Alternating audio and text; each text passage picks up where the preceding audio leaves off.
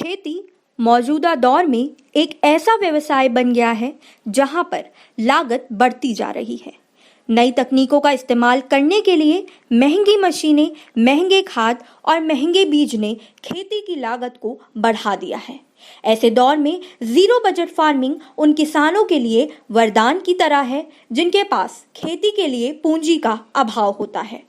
पर अगर zero budget प्राकृतिक खेती की जाए तो निश्चित ही किसानों के उत्पादन लागत कम होगी और पैदावार अधिक मिलेगी। साथ ही उपज की अच्छी गुणवत्ता होने के कारण बाजार में भी उसके दाम अच्छे मिलेंगे। जीरो बजट फार्मिंग यानी प्राकृतिक खेती की नई तकनीक के साथ किसान अपने खेत में रासायनिक खाद का अंधाधुंध इस्तेमाल कर रहे हैं, जिससे किसान की उपज में वृद्धि के साथ साथ उत्पादन लागत में भी बढ़ोतरी देखी जा रही है। पर किसानों को उनके उपज का उचित मूल्य नहीं मिल पा रहा है, जिसके कारण यह घाटे का सौदा बनता जा रहा है। इसके साथ ही किसानों के खेत की उर्वरता में भी कमी हो रही है, मिट्टी भी बंजर होती जा रही है। क्या है zero budget farming? Zero budget प्राकृतिक खेती करने का एक तरीका है जिसमें बिना किसी लागत के खेती की जाती है। कुल मिलाकर कहें तो यह पूरी तरह से प्राकृतिक खेती है। जीरो बजट प्राकृतिक खेती बाहर से किसी भी उत्पाद का कृषि में निवेश को खारिज करता है।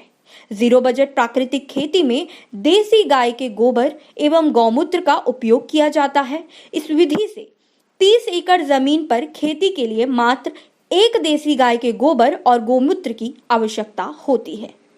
देसी प्रजाति के गोवंश की होगी सुरक्षा। जीरो बजट फार्मिंग में गौपालन का भी विशेष महत्व है। देसी प्रजाति के गौवंश की भी होगी सुरक्षा। जीरो बजट फार्मिंग में गौपालन का भी विशेष महत्व है, क्योंकि देसी प्रजाति के गौवंश के गोबर तथा गोमूत्र से जीवामृत, घन जीवामृत, जामन बीजामृत बनाया जाता है। इनका खेत में उपयोग करने से मिट्टी में पोषक तत्वों की वृद्धि के साथ साथ जैविक गतिविधियों का विस्तार होता है। जीवामृत का उपयोग सिंचाई के साथ 1 से 2 बार खेत में छिड़काव किया जा सकता है, जबकि बीजामृत का इस्तेमाल बीजों को उपचारित करने में किया जाता है। देसी बीज का होता है इस्तेमाल। जीरो बजट प्राकृतिक खेती में हाइब्रिड बीज का उपयोग नहीं किया जाता है।